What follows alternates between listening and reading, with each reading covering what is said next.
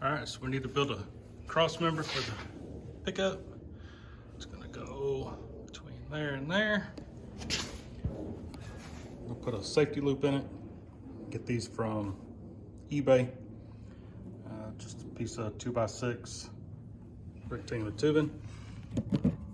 Let's jump right in.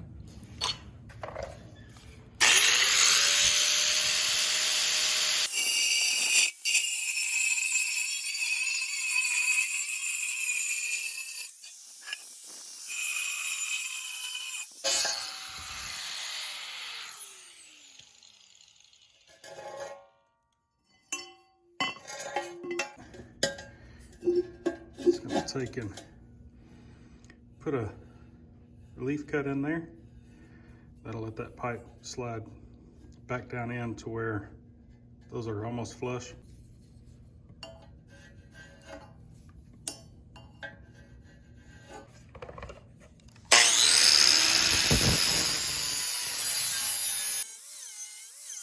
So I did is took my grinder with a flat disc, kind of working your way around. You don't have to get these absolutely perfect, but the closer the gap, the easier it's going to be to weld this up. Okay, so you want this thing to be straight. So what I've done, a piece of scrap metal,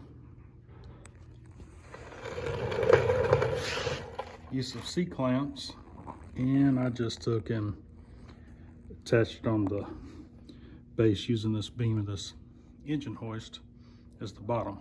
If you've ever worked on concrete before, you know it's not perfectly level.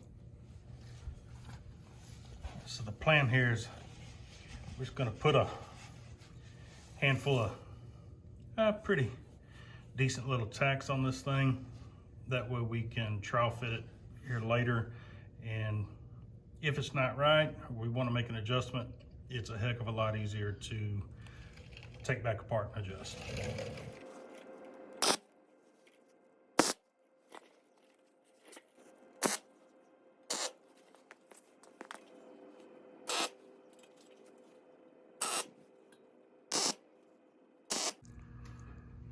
So we got the cross member with the loop in. This is probably how it's going to stay until I start getting the triangulated 4-link set up, because it depends on placement of this, depends on your triangulated bars that go and the brackets that attach to this. So when I fully know that measurement, then I'll cut this on both sides and it'll drop down in. Top of this will be flush with the top of the frame. And if you don't know what a safety loop is, this is if the drive shaft breaks. You don't want this thing just jackhammering the bottom of the vehicle. And in the rear, I think it's a little bit more common to only run the top. In the front, you definitely want to put the bottom of the loop in, because if the drive shaft breaks up front, you have more potential for it to kind of dig into the ground and potentially, pole vault the vehicle. Hope you enjoyed.